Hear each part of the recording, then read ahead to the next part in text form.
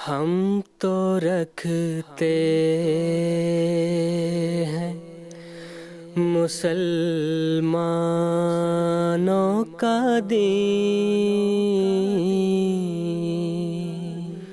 دل سے ہے خدا میں ختم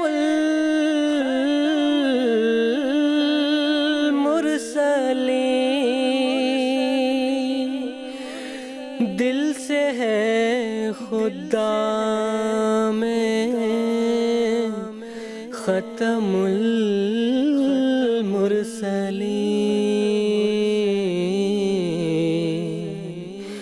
ختم المرسلین۔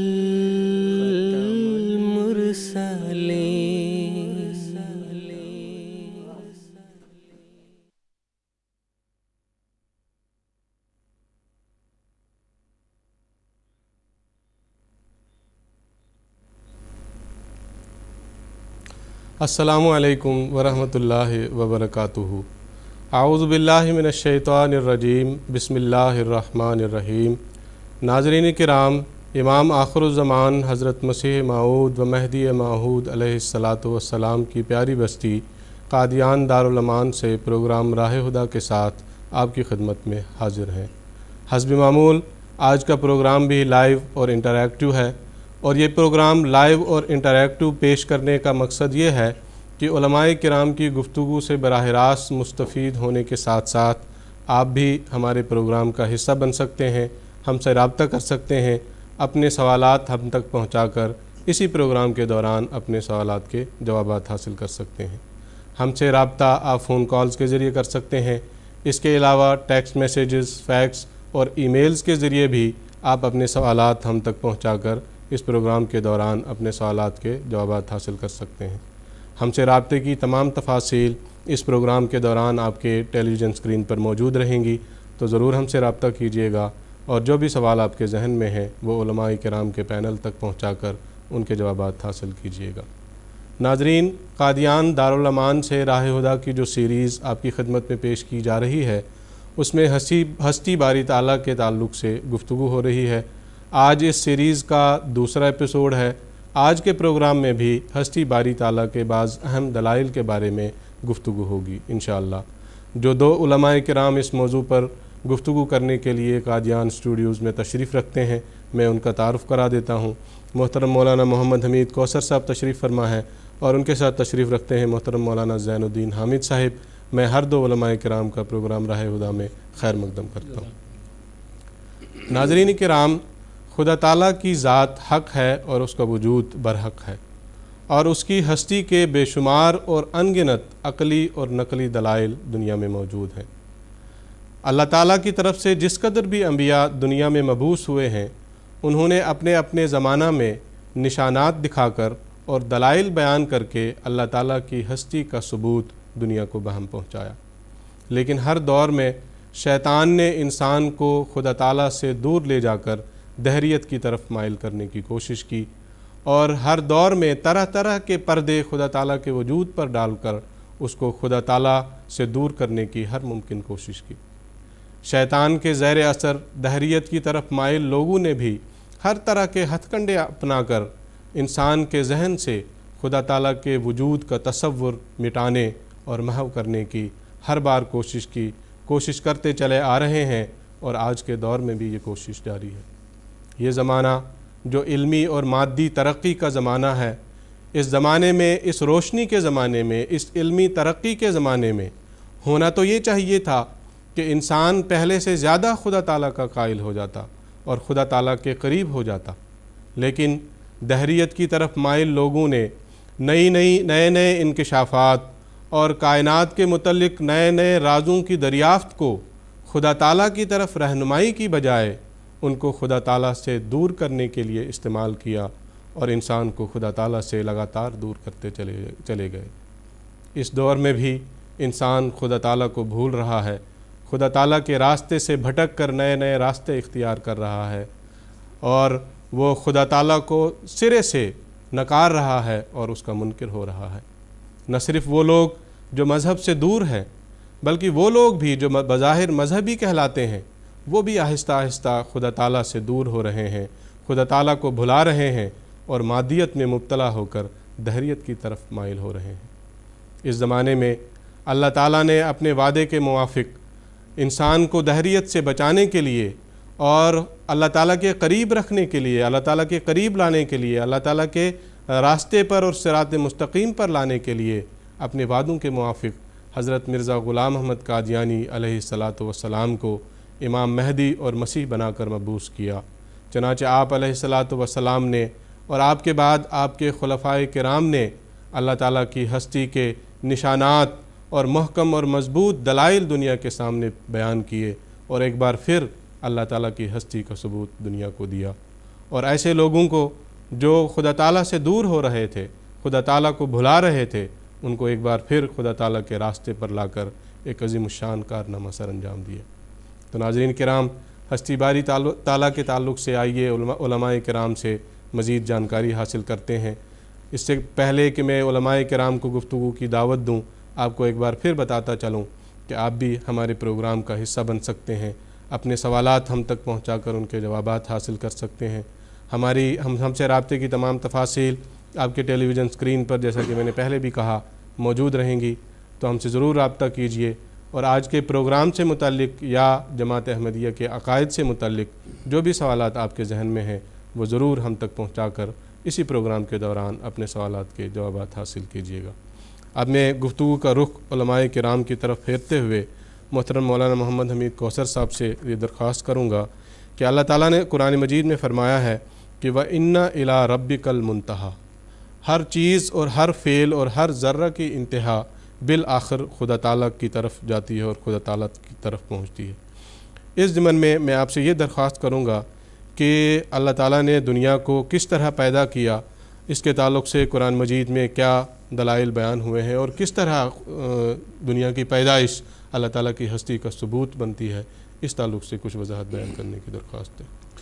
ناظرین کرام، اللہ تعالیٰ نے قرآن مجید میں ایک بات بتائی اور اس کو کئی پیرایوں میں ذکر فرمایا۔ فرمان الہی ہے وَمَا خَلَقْنَا السَّمَاءَ وَالْأَرْضَ وَمَا بَيْنَهُمَا لَاعِبِينَ، کہ آسمان اور زمین جو ہیں یہ ہم نے کھیل تماشے کے لیے پیدا نہیں کیے ہیں، اس کے بنانے کا کوئی مقصد ہے، کسی جادوگری کے طور پہ نہیں بنائے، کوئی کھیل دل لبھانے کے لیے یہ چیزیں نہیں بنائی ہوئی ہیں، بلکہ اس کے پیچھے ایک مقصد ہے، اور وہ مقصد ارد گرد گھومتا ہے انسان کے۔ اس کو اشرف المخلوقات بنایا، ہر چیز جو اس کائنات میں ہے وہ آ جا کے اس کی خدمت پہ معمور ہے، اور اللہ تعالیٰ نے سب کچھ اس کے لیے پیدا کیا۔ اور اس کو کس لیے پیدا کیا؟ وَمَا خَلَقْتُ الْإِنسَ وَالْجِنَّ إِلَّا لِيَعْبُدُونَ، وَمَا خَلَقْتُ الْجِنَّ وَالْإِنسَ إِلَّا لِيَعْبُدُونَ، کہ ہم نے جن و انس کو صرف اور محض اپنی عبادت کے لیے پیدا کیا۔ اور پھر دوسری جگہ اللہ تعالیٰ نے فرمایا لِيَبْلُوَكُمْ أَيُّكُمْ أَحْسَنُ عَمَلًا، کہ اس لیے ہم نے یہ بنایا ہے تاکہ ہمیں یہ پتہ چل سکے کہ تم میں سے عمل کے اعتبار سے کون زیادہ بہتر ہے، کون زیادہ اچھا عمل کرتا ہے۔ اس کے بارے میں ہم نے اس لیے اس دنیا کو بنایا ہے اور اس میں انسان کو بنایا ہے۔ اور پھر انسان کو یہ بات سمجھا دی کہ دیکھو اِنَّ عَلَيْنَا إِيَابَهُمْ ثُمَّ إِنَّ عَلَيْنَا حِسَابَهُمْ، کہ جتنی بھی تم عمر کاٹ لو لیکن ایک دن تم نے ہماری طرف لوٹنا ہے، ہماری طرف واپس آنا ہے، اور ہم نے تمہارا حساب لینا ہے۔ اور اسی کو ایک اور آیت میں اللہ تعالیٰ نے اس طرح بیان فرمایا اِنَّا لِلَّهِ وَإِنَّا إِلَيْهِ راجعون، کہ ہم اللہ ہی کے لیے ہیں اور اللہ ہی کی طرف ہم نے لوٹ کے جانا ہے۔ اور ہر انسان جو دنیا سے جاتا ہے تو یہی پڑھا جاتا ہے کہ ہم اللہ کے لیے ہیں، اللہ کی طرف لوٹ کے جانا ہے۔ جو آیت ابھی آپ نے پڑھی اس میں بھی اللہ تعالیٰ نے فرمایا کہ ہر چیز کی انتہا جو آخر کو پہنچے گی وہ اللہ تعالیٰ تک ہی پہنچے گی، اور وہاں ہی ایک انسان کو جانا ہے۔ اب رہا سوال کہ یہ دنیا کیسے پیدا ہوئی، اس کی ایک لمبی تفصیل قرآن مجید میں ہے، اور بہت سی آیات ہیں جو تخلیق کائنات کے بارے میں ہیں، اور اس کے اوپر غور کرنے کے لیے اور اس کے اوپر بحث کرنے کے لیے بڑا ایک وقت چاہیے، لیکن اختصار سے صرف ایک آیت کا ذکر میں کرتا ہوں۔ اللہ تعالیٰ فرماتا ہے اولم یر الذین کفروا ان السماوات والارض کانتا رتقا ففتقناہما وجعلنا من الماء کل شیء حی، کہ یہ دنیا جو تھی، یہ کائنات جو تھی، رتقاً یہ ایک بند تھی، بالکل بند مٹھی کی طرح تھی یہ، ففتقناہما ہم نے ان کو کھول دیا، اور پھر کھول کے اللہ تعالیٰ نے یہ بتایا وَجَعَلْنَا مِنَ الْمَاءِ، پانی سے ہی ہم نے ہر چیز کی زندگی کو وابستہ کر دیا۔ اس کے اندر یہ راز بتایا گیا ہے کہ ایک نقطے سے یہ دنیا شروع ہوئی، اور اس کے بعد یہ وسیع سے وسیع تر ہوتی چلی گئی، اور اس کے اندر پھر طرح طرح کے تغیر و تبدل آتے چلے گئے۔ پھر اللہ تعالیٰ فرماتا ہے اور ہم نے زمین میں پہاڑ بنائے تاکہ وہ ان کے لیے غذا فراہم کریں، اور ہم نے اس میں کھلے رستے بنائے تاکہ وہ ہدایت پائیں۔ اللہ تعالیٰ نے اس میں پہاڑ بنائے، چاند اور سورج بنائے، ستارے بنائے، زمین بنایا، اور پورا ایک ایسی کائنات کا ایک ربط پیدا کیا کہ ایک دوسرے کے لیے معین اور مددگار ہے۔ مثال کے طور پہ پہاڑ ہیں، پہاڑوں کے اوپر برف جمتی ہے، سارا سال وہ آہستہ آہستہ پگھلتی اور زمین کی سیرابی کا موجب بنتی ہے۔ یہاں ایک مثال دینا وہ ضروری ہے تاکہ بات سمجھ آئے۔ آج کل کی جو نئی روشنی اور نئے تعلیم یافتہ ہیں، وہ یہ کہتے ہیں یہ کائنات خود بخود ہے۔ مجھے سمجھ نہیں آتی کہ کس بنا پہ یہ بات کہی جاتی ہے۔ یا تو یہ تکبر کا نتیجہ ہے یا جہالت کا نتیجہ ہے، دو ہی باتیں ہیں۔ یا تو انسان، ایسے لوگ اپنے آپ کو بہت اعلیٰ اور عقل مند سمجھتے ہیں، یا پرلے درجے کے جاہل ہیں۔ تاریخ اسلام میں بہت سے واقعات اس طرح کے آتے ہیں۔ ایک بزرگ تھے، ان کو کسی نے کسی ملحد دہریہ جو خدا کو نہیں مانتا تھا، اس نے ایک مناظرے کے لیے بلایا، اور حاکم وقت جو تھا اس نے کہا کہ آپ آ کے اس ملحد کو سمجھائیں۔ اب یہ جو مسلم بزرگ تھے یہ بات سمجھ گئے، یہ کافی دیر سے پہنچے اس جگہ پہ، اور جیسے ہی پہنچے وہ حاکم نے کہا اتنی دیر کیوں لگا دی؟ وہ کہنے لگا یا سیدی ایک عجیب واقعہ ہو گیا، میں کیا بتاؤں۔ اتنا اس کو طول دیا کہ لوگوں کے اندر سامعین میں ایک شوق پیدا ہوا، کیا واقعہ ہو گیا؟ کہنے لگے میں بیان ہی نہیں کر سکتا وہ واقعہ کیا ہے۔ پھر اس نے کہا کہ حاکم وقت بادشاہ سلامت، بات یہ ہوئی کہ میں دریا کے اس پار رہتا ہوں اور مجھے اس پار آنا تھا، میں دریا کے کنارے کھڑا ہوا تھا، تو میں نے دیکھا اس پار جانے کے لیے کوئی رستہ نہیں ہے، کوئی کشتی نہیں ہے، کوئی کچھ نہیں ہے۔ تو میں نے دیکھا دریا سے لکڑی کے بڑے بڑے تختے نکلنا شروع ہوئے، پہلے ایک نکلا، پھر دو نکلے، پھر تین نکلے، پھر وہ کشتی کی شکل اختیار کرنے لگ پڑے، ایک کے اوپر ایک، ایک کے اوپر ایک۔ پھر میں نے دیکھا دریا سے کیل نکلنے شروع ہوئے، وہ کیل اس میں لگنے شروع ہوئے۔ پھر میں نے دیکھا رنگ اور روغن نکلنے شروع ہوا، اور وہ ساری جو اس کے اندر دراڑیں تھیں وہ ساری جو ہیں وہ بھرنی شروع ہو گئی۔ پھر میں نے دیکھا وہ کشتی بالکل میرے قریب آ گئی، پھر میں نے دیکھا وہ میں بیٹھ گیا، پھر میں نے دیکھا وہ کشتی اپنے آپ چلنے لگ پڑی اور وہ اس کنارے پہنچ گئی، اور اس کا کوئی ربان ملاح نہیں تھا، نہ خدا نہیں تھا، وہ خود بخود ہی چلتی چلی آ رہی تھی، اور یہاں میں نیچے اتر گیا۔ وہ دہریہ ملحد اس بزرگ کو دیکھ کے کہتا ہے میں تو سمجھا تھا آپ بڑے کوئی عقل مند آدمی ہیں، سمجھدار آدمی ہیں، آپ باتیں کس قسم کی کر رہے ہیں؟ کیا کبھی ایسا ہوا ہے دریا سے اگر آپ کہتے کہ مچھلی نکلی تو عقل تسلیم کرتی، آپ کہتے ہیرے جواہرات نکلے تب بھی ہم مان لیتے، تختے نکلے، کشتی بنی، روغن نکلا، یہ کیا؟ کہتے بس معاملہ حل ہو گیا۔ یہی میں سمجھانا چاہتا تھا۔ آپ جو یہ کہہ رہے ہیں کہ یہ ساری کائنات خود بخود ہے، کیا یہ اگر کشتی نہیں ہو سکتی، بن سکتی خود بخود، تو یہ کائنات کیسے بن رہی؟ اور ملاح کے بغیر جب کشتی نہیں چل سکتی تو یہ کائنات کیسے چلے گی؟ اس ایک مثال نے اس کا دماغ سیدھا کر کے رکھ دیا۔ وہ سمجھ گیا کہ جب معمولی سے معمولی چیز بغیر ایک سائیک کے، ایک چلانے والے کے چل نہیں سکتی، تو یہ کائنات کیسے خود بخود معرض وجود میں آ جائے گی؟ یقیناً اس کو چلانے والا، اس کے پیچھے چلانے والا کوئی نہ کوئی آدمی ہے۔ یہ جو آج کے نئے خیالات کے لوگ ہیں، ان کو ایک بات قرآن مجید بڑی کھول کے سمجھاتا ہے، اور وہ سمجھنے کی بات ہے۔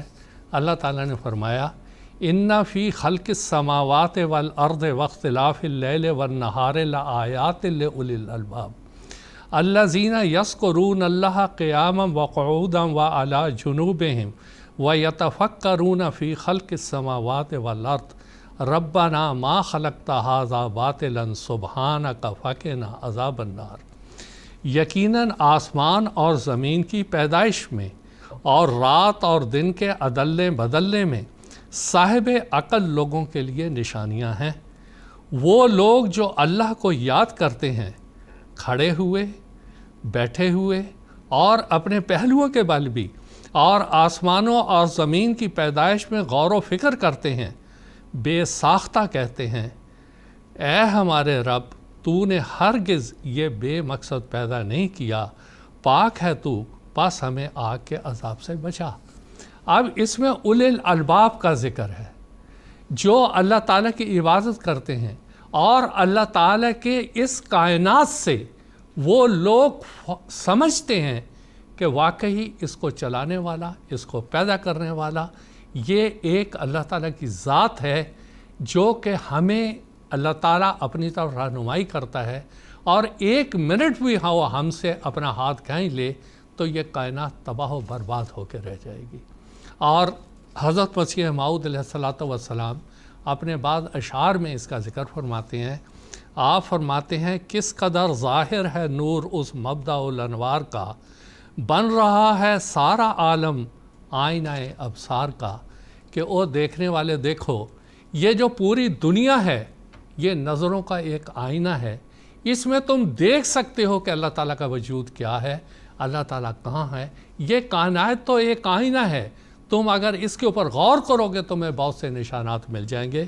حضور فرماتے ہیں چشمہ خورشید میں موجیں تیری مشہود ہیں، ہر ستارے میں تماشا ہے تیری چمکار کا، کہ سورج کو دیکھ لو تم، چاند کو دیکھ لو تم، ستاروں کو دیکھ لو، ہر چیز میں اللہ تعالیٰ کی ایک چمکار، اللہ تعالیٰ کی ایک صداقت، اللہ تعالیٰ کی ایک قادر ہونا اور خالق ہونا اور بدیع السماوات ہونا، کہ کیسے اس نے یہ پیدا کیا ہے، یہ سب ایک انسان کو سمجھ آ جائے گی۔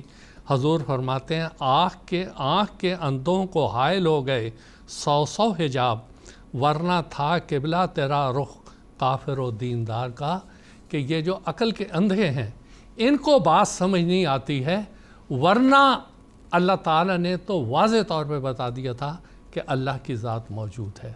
تو آج کا انسان جو بعض دفعہ تکبر کے انداز میں، بعض دفعہ جہالت کے انداز میں، بعض دفعہ کبریا کے انداز میں اس قسم کی باتیں کرتا ہے، ان کو صرف بعض مثالوں سے بات سمجھ آ جانی چاہیے۔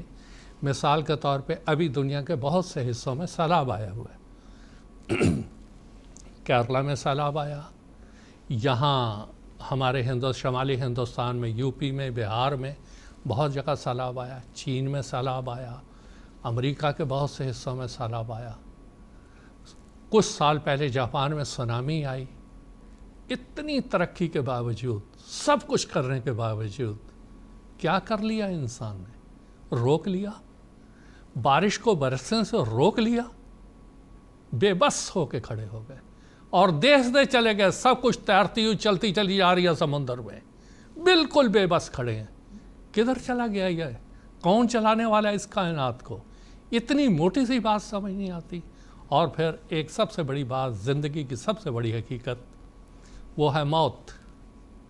ہر انسان نے مرنا ہے، اور بہت سے انسان نہیں چاہتے کہ وہ مرے، لیکن ایک دن آتا ہے کہ اس کی روح اس کے جسم کو خیرباد کہہ جاتی ہے۔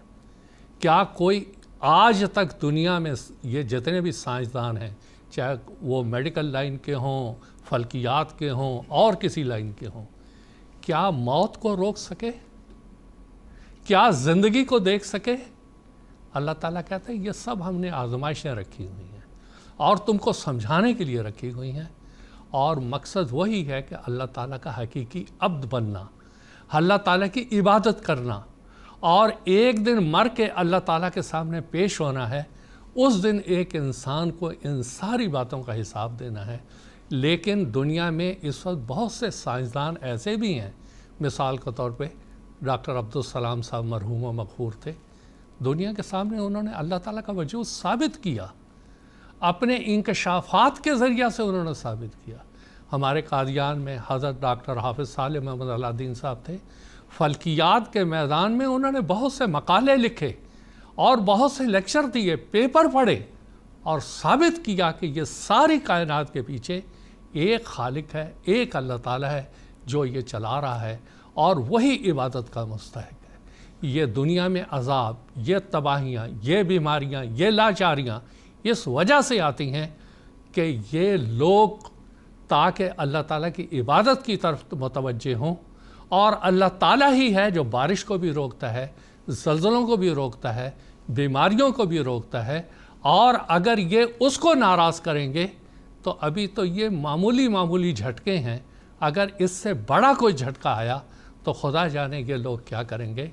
تو آخر میں اختصار سے یہی بات ہے کہ اللہ کا وجود موجود ہے، اسی کی طرف ایک انسان کو متوجہ ہونا پڑے گا اور اسی کی عبادت کرنی پڑے گی، تبھی کہ دنیا ایک امن کا گہوارہ بنے گی، ورنہ اللہ تعالیٰ کا ایک غضب، دوسرا غضب، تیسرا غضب ویسا ہی ہے جیسے بچہ جب بات نہیں سنتا تو ماں بھی اس کو تھپڑ مارتی ہے اور استاد بھی اس کو بعض دفعہ سزا دیتا ہے۔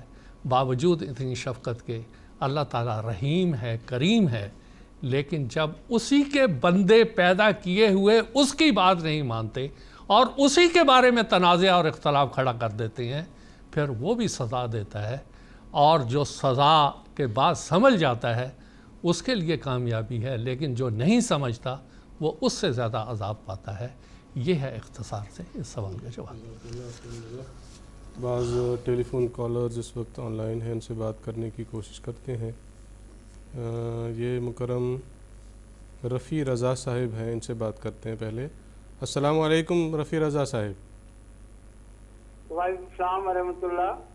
میں آپ کے چینل سے اپنے پیارے عبدالعزیز خلیفۃ المسیح کی خدمت میں السلام علیکم ورحمۃ اللہ اور دعا کی درخواست کرتا ہوں، اور دوسری بات یہ کہ میں ایک اور دعا کی درخواست کر رہا ہوں کہ بھارتی ریاست کیرالہ میں جو سیلاب آیا ہے اس میں اللہ تعالیٰ ان لوگوں پہ رحم کرے، اور دنیا سے چلے گئے ان کی مغفرت فرمائے، اور اللہ تعالیٰ پورے کیرالہ جماعت میں اور تمام لوگ رہنے والوں پر اپنا فضل کرے۔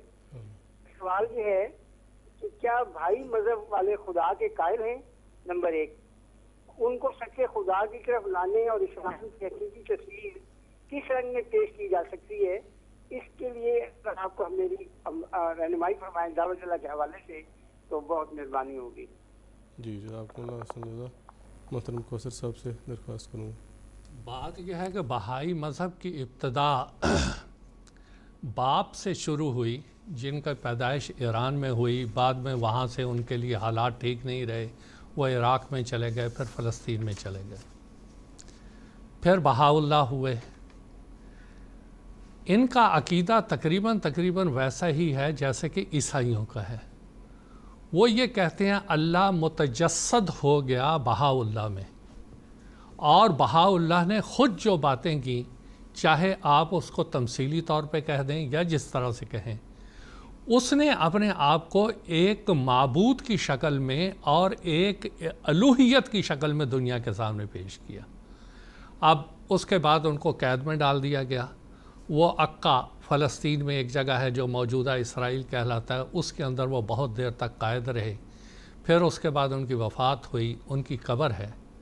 اب سوال یہ ہے کہ یہ مذہب ایک خفیہ اپنے آپ کو پوشیدہ طور پہ یہ مذہب رکھتا ہے اپنے آپ کو، اور شروع میں ہو سکتا ہے اس کا کچھ تعلق شیعہ مذہب سے ہو، لیکن آہستہ آہستہ یہ بگڑتے ہوئے انہوں نے ویسا ہی شکل اختیار کر لی عقیدے کے طور پر جیسے کہ عیسائیت نے، اور انہوں نے ایک طرح سے بہاءاللہ کو خدا ہی سمجھا یا معبود سمجھا۔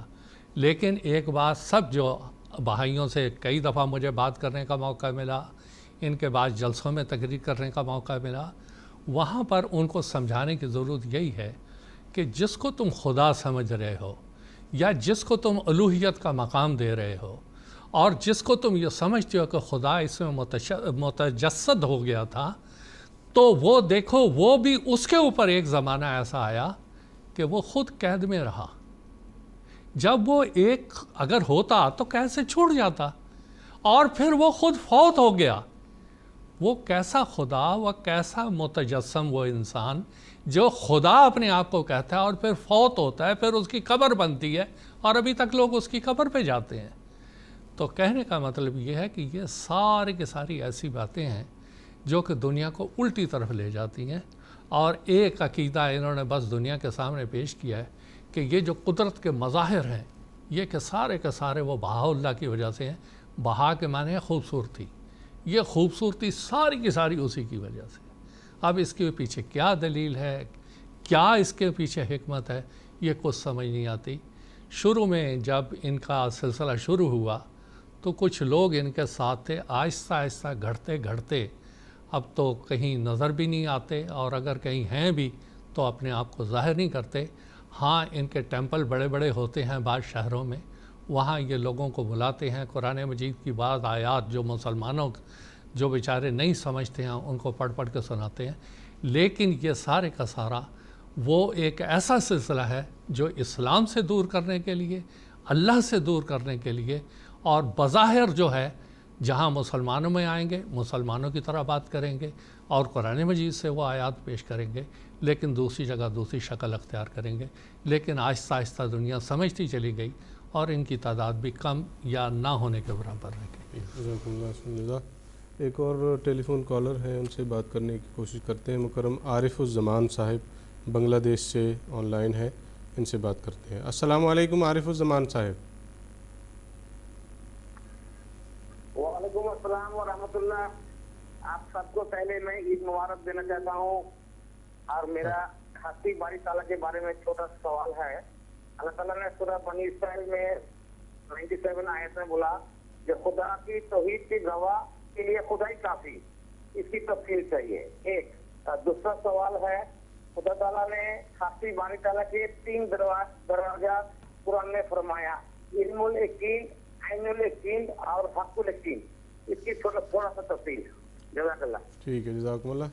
محترم زین الدین صاحب سے درخواست کروں گا۔ سیدنا حضرت اقدس مسیح علیہ السلام نے اپنی معرکۃ اللہ کتاب اسلامی اصول فلسفے میں ایمان باللہ کے 3 مراتب بیان کیے ہیں۔ ایک ہے کہ علم الیقین ہے کہ یعنی اللہ تعالیٰ کی ہستی پر ایمان لانا ظاہری دلائل کی بنیاد پر۔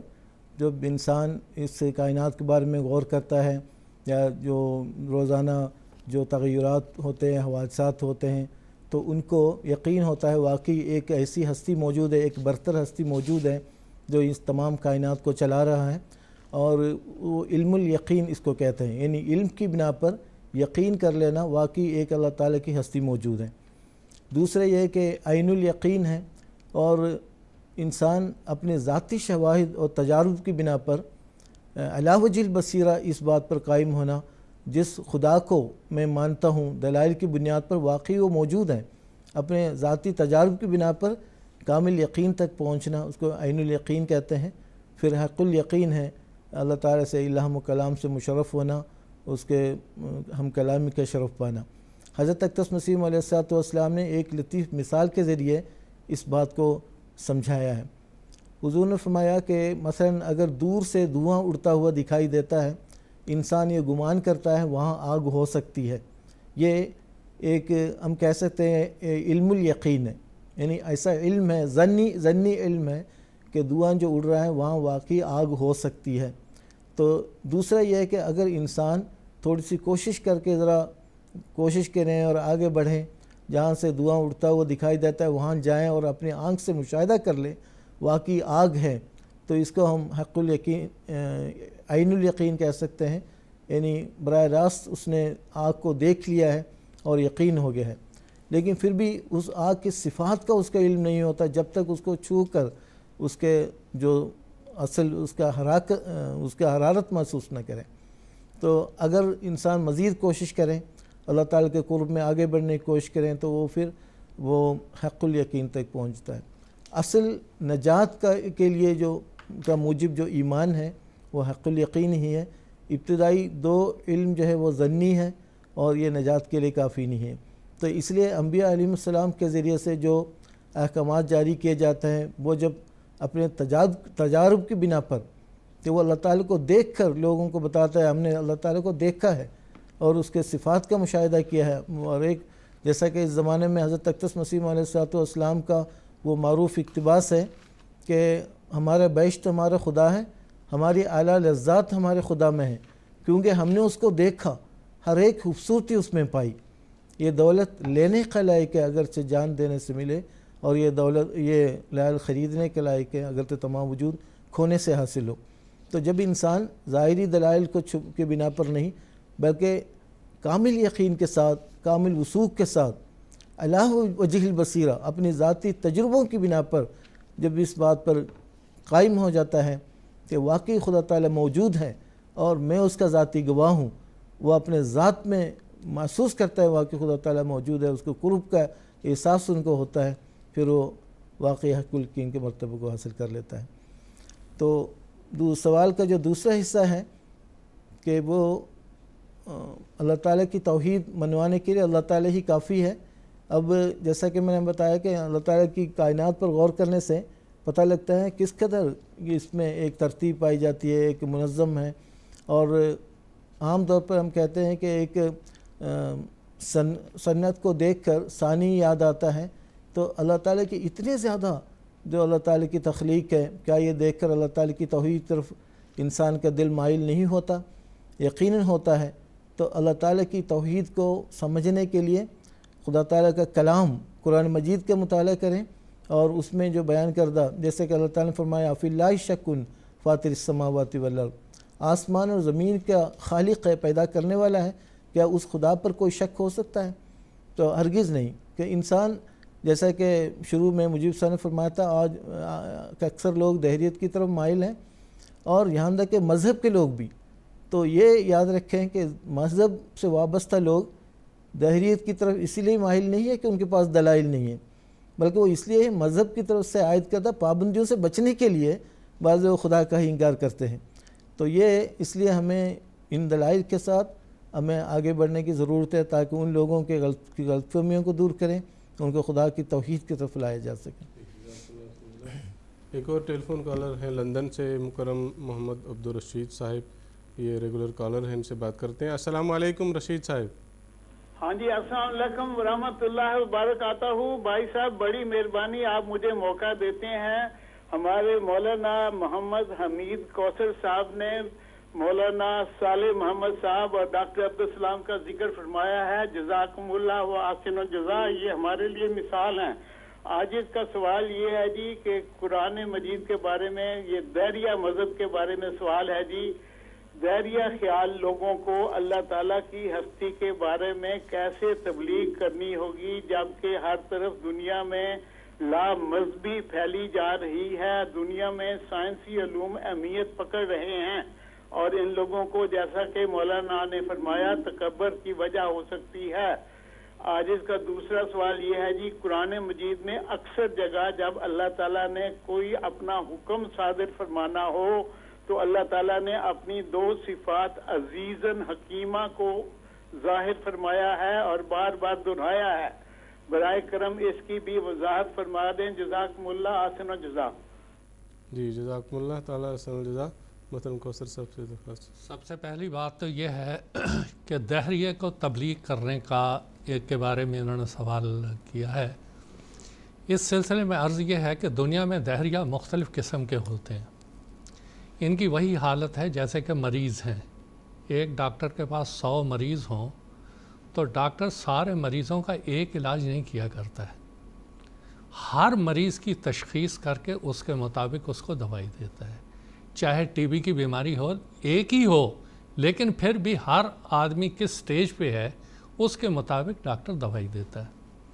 اس زمانے میں جو دہریت ہے، جب تک آپ اس کے ساتھ بیٹھیں گے نہیں، اس کے خیالات کو معلوم نہیں کریں گے، پھر اس کی روحانی مرض کی تشخیص نہیں کریں گے، اور اس کے بعد آپ بحیثیت ایک روحانی اور دینی ڈاکٹر کے یہ تجویز کریں کہ اس کے لیے کون سی کتاب مفید ہوگی. میں اپنے ایک حقیر سے تجربے کے مطابق بتاتا ہوں کہ جو کٹر سے کٹر دہریہ بھی تھے، میرے اپنے تجربے کے مطابق حضرت مسیح علیہ السلام کی کتاب آئینہ، یہ اسلامی اصول کی فلسفی، بہت سے لوگوں کو انہوں نے دہریت سے تائب کروایا اور وہ سمجھ گئے کہ اللہ تعالیٰ کی ذات موجود ہے. اسلامی اصول کی فلسفی، اللہ تعالیٰ نے تیرا مضمون بالا رہے گا، اس کے بارے میں اللہ تعالیٰ کا الہام ہے، اور ایک ایک لفظ پر حضور نے دعا کی ہے اس کے.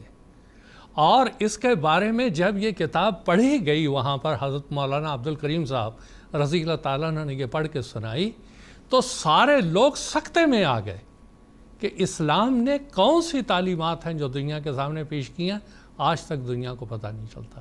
ابھی چندی گڑھ میں کچھ سال پہلے ہمارا ایک یعنی پریس کانفرنس تھی، ایک چھوٹا سا جلسہ تھا، وہاں اسلامی اصول کی ان فلسفی کے بعض حصے میں نے پڑھ کے سنائے، تو وہ تو سکتے میں آگے کہ اگر یہ اسلامی تعلیم ہے تو یہ دنیا کے سامنے پیش کیوں نہیں کرتے آپ لوگ، سمجھاتے کیوں نہیں آپ. ایک تو سب سے پہلی بات یہ ہے کہ ہر دہریے کے پہلے آپ خیالات معلوم کریں. دوسری بات یہ ہے کہ ایسے شخص کو یہ کہیں کہ وہ دعا کرے اپنے لیے، اہدنا الصراط المستقیم، کہ اے اللہ اگر تو ہے تو مجھے تو اپنے تک پہنچا دے. اللہ تعالیٰ ضرور اس کی رہنمائی کرے گا. تیسری بات، دیکھیں انسان ہے، یہ رنج و غم، یاس و الم، فکر و بلا کے سامنے اس نے ہمیشہ رہنا ہے، مستقل رہنا ہے لازم اے بشر تجھ کو صدا، رنج و غم، یاس و الم، فکر و بلا کے سامنے.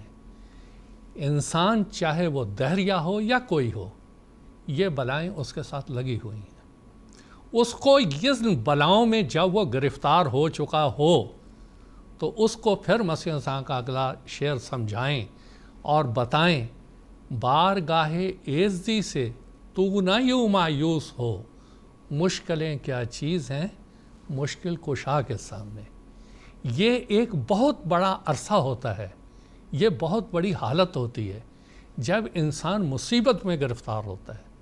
اب میں آپ کو ہم اپنے اس علاقے کی مثال دیتے ہیں. ہم جس جگہ پہ آباد ہیں، ہمارے ہندو بھائی ہیں، یہ ایک اکثر ان کا طبقہ ایسا ہے جو بت پرستی کا قائل ہے، مورتی پوجا کا قائل ہے یا دوسرا کا. لیکن جب یہ مایوس ہو جاتے ہیں تو دوڑتے ہیں جماعت احمدیہ کی طرف، جماعت احمدیہ کے بزرگوں کی طرف. بچپن میں نے بارہا دیکھا حضرت مولانا عبد الرحمن صاحب رضی اللہ تعالیٰ عنہ، وہ باہر بیٹھا کرتے تھے مہمان خانے کے رستے میں.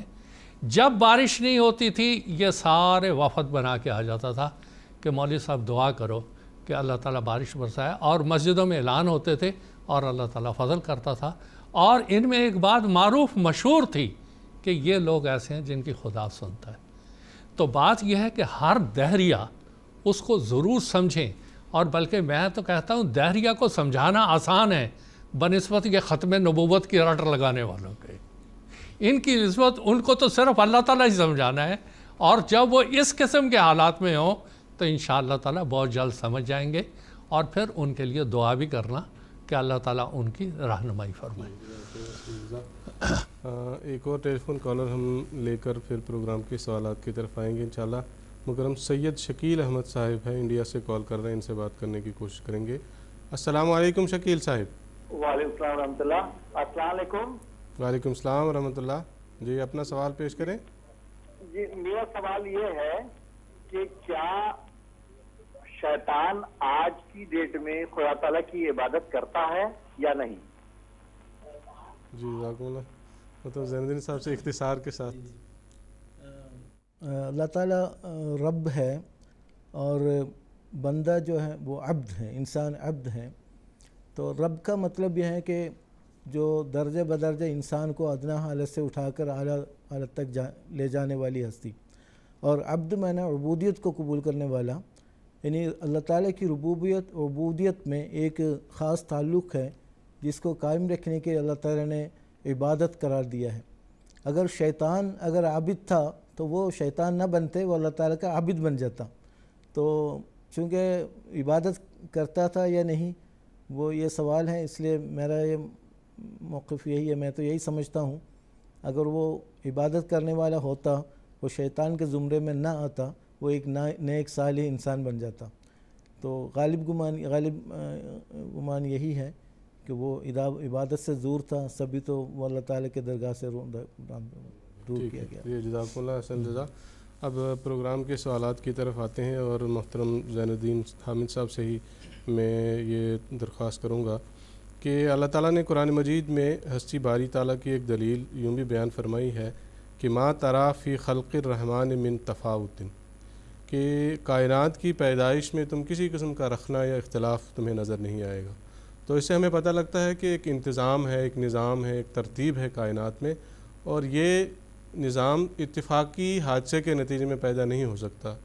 تو اس تعلق سے، اس دلیل کے تعلق سے تھوڑی وضاحت بیان کرنے کی درخواست ہے۔ قرآن مجید نے جہاں ہستی باری تعالیٰ کے لیے، اللہ تعالیٰ کی ہستی کے ثبوت کے لیے بے شمار دلائل بیان فرمائے ہیں، اس میں اپنے پیدا کردہ کائنات کو بھی بطور ثبوت پیش کیا ہے۔ وہ کائنات پر غور کرو، قرآن مجید میں 80 سے زائد مقامات پر اللہ تعالیٰ نے اس بات کی ترغیب دلائی ہے، افلا تعقلون، افلا تبصرون، افلا تتفکرون وغیرہ الفاظ استعمال کرتے ہوئے کائنات پر غور کریں، پھر آپ کو یہ پتہ لگ جائے گا اللہ تعالیٰ کی ہستی کا۔ تو قبل ازیں جو آیت مولانا حمید کوثر صاحب نے پیش کی تھی، ان فی خلق السماوات والارض واختلاف اللیل والنہار لآیات لأولی الالباب، اس میں بھی اسی مضمون کو بیان کیا گیا ہے۔ ایک بدو سے جو عرابی، ان سے پوچھا گیا کہ تیرے پاس خدا کی کیا دلیل ہے؟ 1400 سال پہلے کی بات ہے، حضرت صلی اللہ علیہ وسلم کے زمانے کی بات ہے۔ تو اس نے جو جواب دیا ہے، حیرت انگیز جواب ہے، آج ہی بالکل تازہ جواب جیسا لگ رہا ہے۔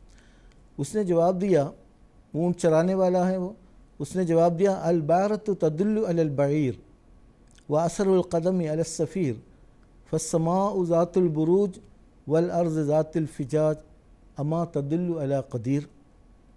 یعنی جب کوئی شخص جنگل میں سے گزرتا ہوا ایک اونٹ کی مینگنی دیکھتا ہے تو یہ سمجھ لیتا ہے اس جگہ سے کسی اونٹ کا گزر ہوا ہے۔ جب وہ صحرا کی ریت پر کسی انسان کے پاؤں کا نشان پاتا ہے تو یقین کر لیتا ہے کہ یہاں سے کوئی مسافر گزرا ہے۔ تو کیا ہمیں یہ زمین اپنے وسیع راستوں اور آسمان اپنے اور سورج و چاند اور ستاروں کے دیکھ کر اس طرف خیال نہیں جاتا کہ اس کا بنانے والا کوئی ہے، اس کا خالق کوئی موجود ہے؟ الغرض نظام کائنات کے مطالعے سے کہ پتہ چل جاتا ہے اللہ تعالیٰ کا وجود باقی برحق ہے جو تمام کارخانے عالم کو چلا رہا ہے۔ حدیث قدسی ہے کہ حضرت صلی اللہ علیہ وسلم نے فرمایا کہ ایک حدیث قدسی میں اللہ تعالیٰ کی طرف سے یہ بات بیان کی ہے کہ اللہ تعالیٰ نے فرمایا کنت کنزا مخفیا فاردت ان اعرف فخلقت آدم، میں ایک مخفی خزانہ تھا، میں نے چاہا کہ میں پہچانا جاؤں تو اس لیے میں نے آدم کو پیدا کیا، یعنی انسان کو پیدا کیا۔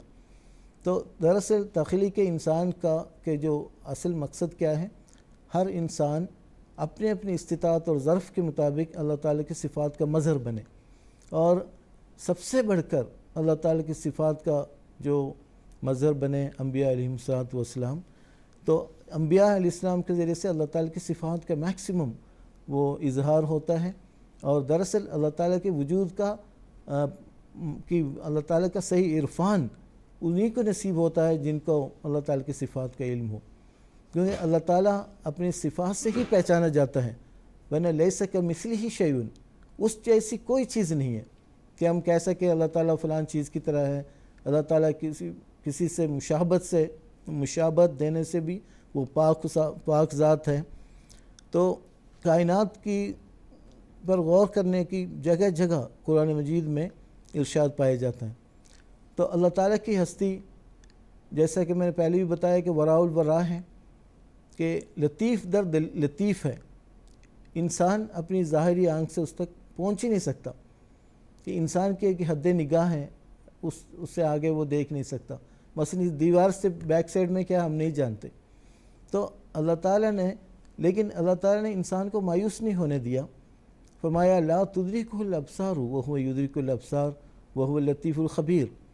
ظاہری آنکھیں انسان تک، اللہ تعالیٰ کی ذات تک پہنچ نہیں سکتی، لیکن اللہ تعالیٰ ایسے اسباب پیدا کرتا ہے وہ خدا انسان کے آنکھوں تک پہنچ جاتا ہے، یعنی مختلف تجلیات کے ذریعے سے اللہ تعالیٰ اپنی ہستی کا ثبوت دے دیتا ہے۔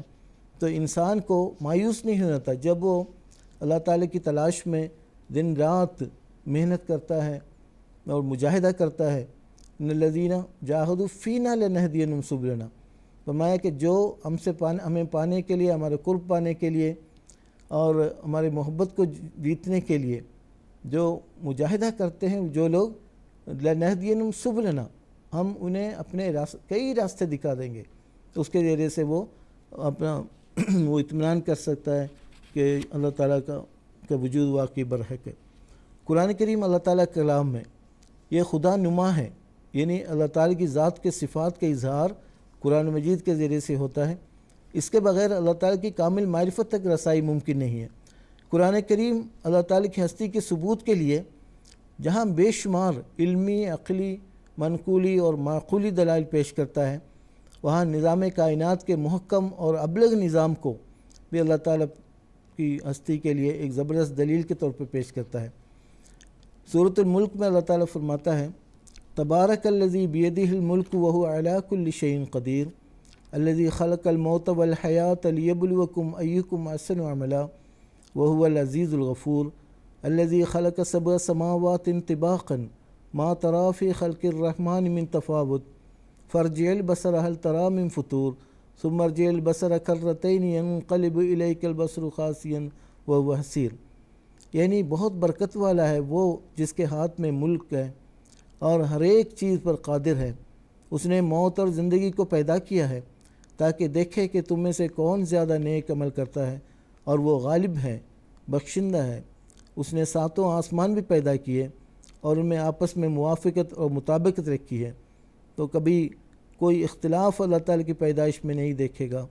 بس اپنی آنکھ کو لوٹا، کیا تجھے کوئی شگاف نظر آتا ہے؟ دوبارہ اپنی نظر کو لوٹا کر دیکھ، تیری نظر تیری طرف تھک کر درماند ہو کر لوٹے گی۔ ابھی کائنات کے مطالعے سے پتہ لگتا ہے دنیا میں جتنے بھی اشیاء ہیں، کروڑوں کی تعداد میں اشیاء جس کا شمار ہی ممکن نہیں ہے، تو وہ انفرادی طور پر بھی اور مجموعی طور پر بھی ان اشیاء میں تین چیزیں پائی جاتی ہیں۔ ایک، ہر چیز میں ایک قانون اس میں موجود ہے، مفصل اور کامل مکمل قانون جاری ہے۔ کوئی بھی دنیا کی کوئی شے اٹھا کے دیکھ لیں، اس پہ بارے میں غور کر کے دیکھ لیں، وہ کسی نہ کسی قاعدے کے تحت، کسی نے قانون کے تحت وہ کام کر رہا ہوتا ہے۔ دوسری بات ہے دنیا میں ہر چیز میں وہ معین نقشہ اور ترتیب نظر آتی ہے۔ کوئی بھی چیز آپ اٹھا کے دیکھ لیں، وہ بھی کروڑوں کی تعداد میں جس کا شمار ممکن نہیں ہے، ہر ایک کا نقشہ ہے، ہر ایک قسم کی ترتیب پائی جاتی ہے۔ تیسری بات، دنیا کی ہر چیز میں اپنے قانون اور پلان کے ایک خاص غرض کے تحت کام کرتی نظر آتی ہے۔ یعنی تین چیزیں ہیں، ایک تو ہے کہ ایک معین قانون کے مطابق وہ چیزیں چل رہی ہوتی ہیں، وجود میں ہے، اور دوسری بات ہے اس میں ان قانون کے ساتھ ساتھ معین نقشہ اور ترتیب نظر آتی ہے۔ تیسری بات ہے کہ وہ ایک خاص مقصد کے لیے وہ چیز پیدا کی ہوتی ہے۔ ما خلقت ھذا باطلا، کوئی چیز اللہ تعالیٰ نے باطل پیدا نہیں کی، ہر چیز کا مقصد ہے، چاہے انسان کو پتہ لگے نہ لگے۔ تو بہرحال اس عالمی دنیاوی کے ہر چیز میں ایک علت غائی ثابت ہوتی ہے۔ یہ علت غائی ذات باری تعالیٰ کے وجود پہ ایک نہایت زبردست دلیل ہے۔ اگر جیسا کہ بعض لوگ کہتے ہیں کہ دنیا خود بخود وجود میں آئی ہے، یہ چیزیں خود بخود ہی وجود میں آئی ہے، یہ کیسے ممکن ہے؟ وہ چیزیں ایک خاص مقصد کے لیے روان دواں ہیں، وہ اس مقصد کے حصول کے لیے کوشش کر رہی ہوتی ہے، یہ ممکن ہی نہیں ہے۔ یہ دراصل یہ تین چیزیں جو میں نے بیان کی گئی ہے، یہ بالاستثناء ہر چیز میں پائی جاتی ہے۔ ایک قانون موجود ہوتا ہے، ایک ترتیب اور اور نقشہ اس میں پایا جاتا ہے، پلان ہوتا ہے، اور اسی طرح ایک اس کے خاص مقصد کے لیے وہ چیز بنی ہوتی ہے۔ اور یہ اگر اس پر غور کرے انسان تو یہ دراصل اللہ تعالیٰ کی ہستی کے لیے ایک بہت زبردست ثبوت ہے۔ نظام عالم کا مطالعہ بڑے زور کے ساتھ انسان کو اس طرف مائل کرتا ہے کہ یہ دنیا خود بخود نہیں ہے، بلکہ ایک مدرک بالارادہ ہستی کے دست قدرت سے عالم وجود میں آئی ہے۔ یہی وجہ ہے کہ قرآن کریم نے بار بار نظام کائنات پر غور کرنے کی تلقین فرمائی ہے، اور اللہ تعالیٰ کی ذات جیسا کہ میں نے بتایا کہ وہ وراء الورا ہے، انسان اپنی ظاہری آنکھ سے پہنچ نہیں سکتا، لیکن انسان اللہ تعالیٰ ایسے سامان پیدا کرتا ہے وہ ضرور اس تک پہنچتا ہے۔ تو کائنات کا جو نظام اللہ تعالیٰ نے بیان کیا ہے، یہ ایک ایسا نظام ہے، انسان جتنا بھی اس کو سوچتا چلا جائے، غور کرتا چلا جائے، ان کو اللہ تعالیٰ کی ہستی کے ثبوت بے شمار دلائل ان کے سامنے آتے چلے جائیں گے۔ کیونکہ کائنات جو ہم کائنات کہتے ہیں یہ ایک بہت ہی وسیع کائنات ہے اور ہر دم وسعت پذیر بھی ہے، جیسا کہ قرآن کریم میں فرمایا وَالسَّمَاءَ بَنَيْنَاهَا بِأَيْدٍ وَإِنَّا لَمُوسِعُونَ، ہم نے آسمانوں کو بڑی طاقت کے ساتھ اپنے ہاتھ سے بنایا ہے اور یہ ہم اس کو وسعت دیتے چلے جائیں گے۔ تو آج سائنس بھی اس بات کی تصدیق کر رہی ہے کہ واقعی کہ اللہ تعالیٰ کی پیدا کردہ کائنات ہر دم وسعت پذیر ہے، وسعت ہوتی چلی جا رہی ہے، وسیع ہوتا چلا جا رہا ہے۔ تو یہ دراصل یہ بھی اللہ تعالیٰ کی ہستی کا بہت بڑا ثبوت ہے۔ پھر آگے جو نظام شمسی ہے کہ گیلیکسی سے بے شمار انگنت گیلیکسیز ہیں، اس کی آسمان کی وسعت کا کوئی اندازہ لگا ہی نہیں سکتا۔ جو دنیا گیلیکسی جس کو ہم کہتے ہیں سورج اور چاند اور ستارے اور جو نظام ہے، اس طرح کے انگنت گیلیکسیز موجود ہیں، تو آپ اندازہ لگائیں دنیا کی کتنی وسعت ہوگی۔ تو اس قدر وسیع کائنات کو پیدا کرنے والا ایک لازماً ایک قادر و مقتدر ہستی موجود ہے، یہ ہو ہی نہیں سکتا خود بخود کوئی بات۔ ایک معمولی بات بھی آپ دیکھ لیں، آپ ابھی ایک گھر بنتا ہے اینٹوں سے، اگر ہم کہہ سکتے ہیں اینٹیں ایک جگہ ڈھیر لگا دیں اینٹوں کا، گھر بن جائے گا؟ اس کے لیے معمار چاہیے، پہلے نقشہ بنتا ہے، پلان بنتا ہے، پھر اس کے بے شمار اس کے اجزاء ہیں، تب جا کے گھر بنتا ہے۔ یہ ایک معمولی گھر کی تعمیر کے لیے نقشے کی ضرورت ہوتی ہے، معماروں کی ضرورت ہوتی ہے، مزدوروں کی ضرورت ہوتی ہے، پلاننگ کی ضرورت ہوتی ہے، پھر مسلسل نگرانی کی ضرورت ہوتی ہے۔ تو اس طرح وسیع کائنات جس میں زمین اور آسمان، سورج، چاند، ستارے، گیلیکسی سب موجود ہیں، کیسے ممکن ہے بغیر کسی خالق کے ہماری وجود میں آیا ہوں؟ بعض اور ٹیلی فون کالر اس وقت آن لائن ہیں، ان سے بات کرنے کی کوشش کریں گے۔ مکرم منصور احمد نوجوان صاحب انڈیا سے کال کر رہے ہیں، ان سے بات کرتے ہیں۔ السلام علیکم منصور صاحب۔ وعلیکم السلام ورحمۃ اللہ وبرکاتہ۔ سب سے پہلے حضور انور عید اللہ تعالیٰ بن عزیز اور سارے عالم اسلام کی خدمت میں محبت بھرا سلام قبول ہوا۔ گزارش یہ ہے کہ اللہ نور السماوات والارض، اس کی ذرا تفسیر بیان ہو جائے تو نوازش ہوگی۔ جزاک اللہ حسن رضا۔